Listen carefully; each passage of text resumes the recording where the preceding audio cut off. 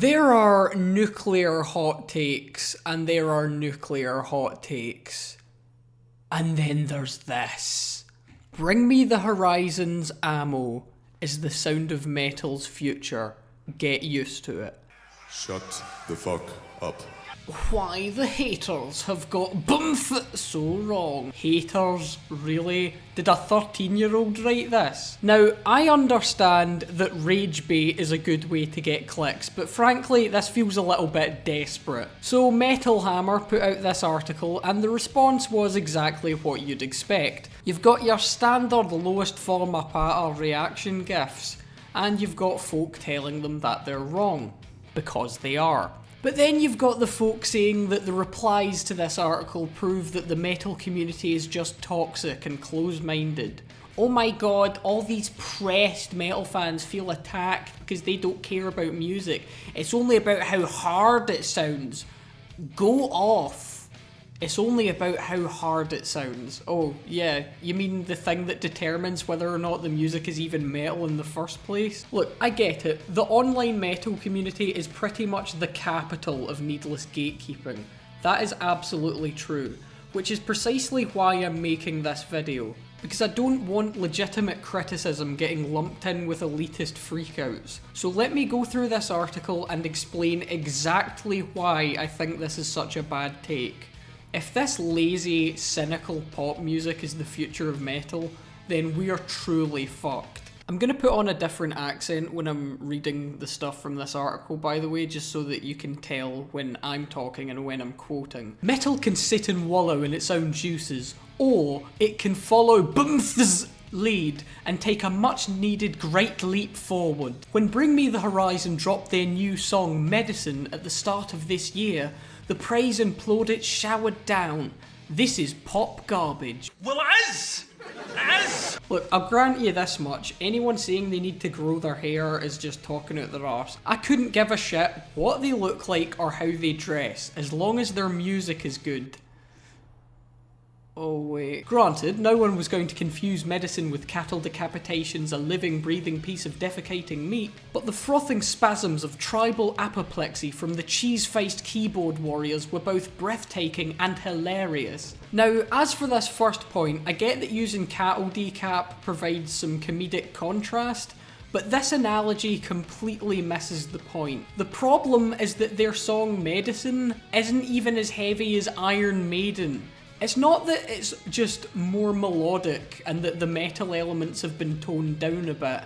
The problem is the utter absence of metal from the song in its entirety. Now, obviously, you're allowed to have some non-metal songs on a metal album. Even in the old days, Opeth did it all the time. The problem is that all of their songs are starting to follow this formula and are becoming increasingly watered down. And fuck me sideways, in this next paragraph the mask really slips. Christ knows Bring Me the Horizon are used to this kind of reaction by now. You get the sneaking suspicion they don't just not care, but actively enjoy pushing people's buttons. Face it, if you'd left pretty much every other modern metal band in the dust when it comes to the actual business of, you know, selling records, you'd allow yourself a little troll baiting. I pretend to release shitty pop album prank gone wrong, gone sexual, almost died 2019. I've deliberately chosen not to look at who wrote this article because as bad as this take is, I really hope that the person who wrote this doesn't receive any abuse over it. You're allowed to have a bad take now and then. But whoever you are, get yourself to fuck with this. You've kind of accidentally stumbled upon the problem here. These pricks aren't making artistic decisions, they're making business decisions. Yes, they've been more commercially successful than most other bands. But it would cost! In order to do that, they slowly abandoned every trace of metal in their music until we were left with their most recent album, which, let's face it, is a pop album through and through. Ammo did what most metal bands only pay lip service to doing, and properly messed with the rules, but it was still anchored in metal. I like experimentation in metal, and I'll grant you that a lot of metal bands are very formulaic. That's why I really love prog metal and all the weirdness that subgenre entails. But you're gonna have to explain to me how Ammo is still anchored in metal. All the other stuff they're adding on top of it has completely drowned the metal out. All it really comes down to at this point is a few of the songs have a token bit of distorted guitar that they seem to throw in out of obligation. Now, I have to agree with this next part of the article. It would be nice if more bands brought in guests from other genres of music.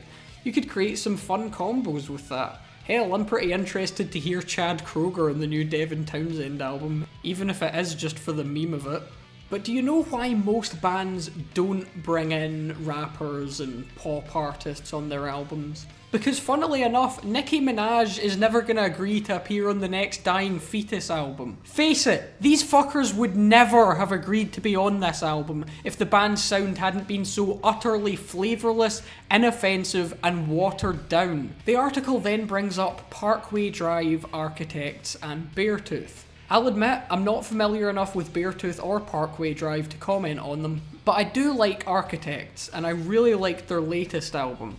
The crucial difference is, when Architects incorporate their often pop-like melodies into their music, they don't compromise the heaviness. The pop elements add to the metal, they don't fucking replace it. At this point, I'm starting to suspect that you're just playing dumb in order to pretend that these bands are even comparable. While I agree with the overall point that metal needs to evolve and avoid stagnation, the way forward is not abandoning metal altogether. Look, I appreciate what Bring Me the Horizon did on some of their older albums. Their first album was kind of generic, so I was never that attached to their deathcore stuff. Then they added some electronic elements, and while it wasn't really my kind of thing, it was unique and I could see the appeal. Then they proceeded to abandon any semblance of metal and just made pop music, and at this point I have lost all interest in this band. I was never a fan of theirs, so I don't really care that they've changed their sound. If they want to make pop music, go ahead, that's no loss to me. And you know what, if people get into metal through Bring Me the Horizon, good. I think they could make a great starting point for new fans. But I've really had enough with this patronising bullshit when metal fans get called out for not enjoying music that's just a diluted version of the music they actually like. And for fuck's sake, we really need to stop acting like this poppy trend in metal is in any way risky or interesting. I'm so sick of these pretentious wank stains pretending they're subversive.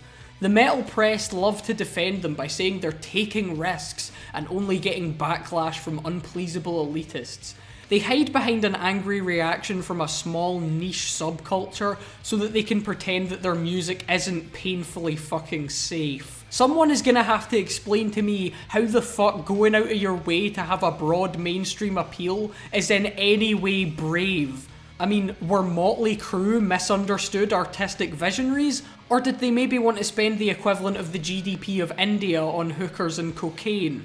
Was Fred Durst a musical pioneer? Or did they maybe just want to get on the radio and make a shitload of money? I'll let you decide. At the end of the day, I can't really stay annoyed at Bring Me the Horizon specifically, because I know that if they didn't do this, someone else would. The reason why many people have such a hostile reaction to this band isn't because of the band itself, it's because of what they represent. They're just the most recent incarnation of the attempted gentrification of a musical subculture. They want to create the illusion of being alternative when in reality they are making the safest music they possibly can. Their target audience clearly isn't metal fans. They're instead trying to appeal to Ariana Grande fans who want to seem different. I suppose I can't really blame the band for using a good money-making strategy. We do live under capitalism after all. But I can blame whoever wrote this moronic article for being a gullible tool.